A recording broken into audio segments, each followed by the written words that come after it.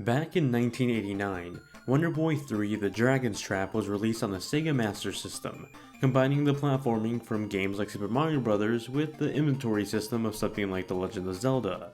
It was a pretty extraordinary title for its time, but being on the Sega Master System, it went under the radar for many gamers at the time.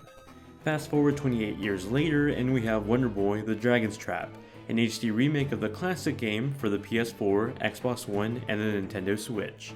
The remake plays exactly like the original, being a 2D Metroidvania game before the nickname even came to be. The game has you play as Wonder Boy, although in this remake you're actually able to choose your gender so you can play as Wonder Girl for the very first time.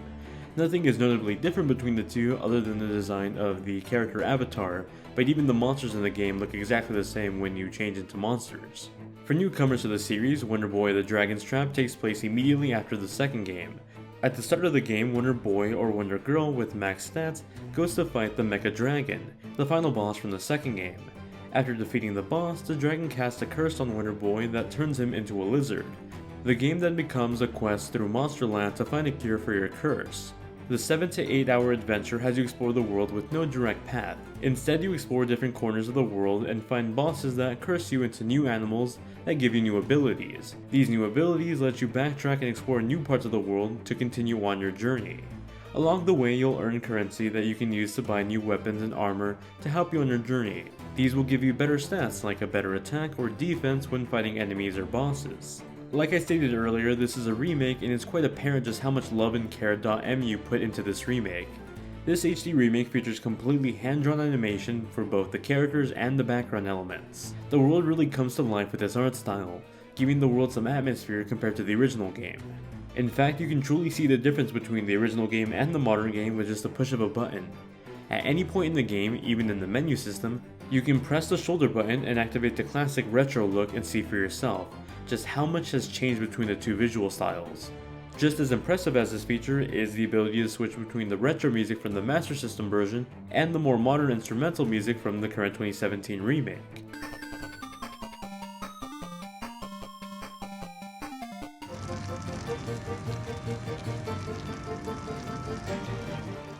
What I really appreciate is that these changes follow the same gameplay as the original game, so gameplay mechanics don't change at all between the two visual styles. The platforming and hit mechanics are both identical between the two.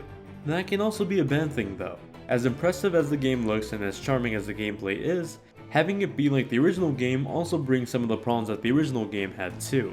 Hitboxes for enemies can be a bit wonky at times and platforming jumps aren't the best either. They're not the worst by any means, but I've played better retro platformers with more solid controls in my day. I've also would have liked to see some sort of help system or information guide for the items. While gamers who have played the original games will know what these items do, newcomers to the game will have no idea what the heck anything does, having to go through trial and error with them. Enemies aren't the most diverse either. Attack patterns are simple and quite predictable and you'll get a feel for the rhythms quite easily. Luckily, with all the bad things that come from the original game come the good things like all the puzzle elements and the abilities you earn when you transform into different animals. This pretty much acts as the progression system when you continue on through the game. Now while it might ultimately sound like I'm trashing the game, it's still pretty fun. A lot of these gameplay mechanics show the age of the game despite it being a remake. It's not all bad though. Wonder Boy was one of the first few Metroidvania games on the Master System, and for those who didn't get a chance to play the original, it's a short 7-hour charming adventure game. To those who have never played the original game, it might just look like another 2D hand-drawn indie game, but it's one I'd still recommend looking into. Those who enjoyed the original game will also love this one, especially with its gallery mode that lets you see the music creation process along with the concept art and animatics of the game's art. Wonder Boy: The Dragon's Trap is a charming adventure game that's a love letter for fans of the original game, while still providing a delightful new adventure for those who skipped out on the classic. .mu has done a great job at capturing the gameplay and aesthetic of the original game, while still providing gorgeous modern visuals for those who are playing it for the first time. The gameplay of the original game is still intact, but sadly that means some of the gripes of the classic are still here too, despite the game being a joy to play.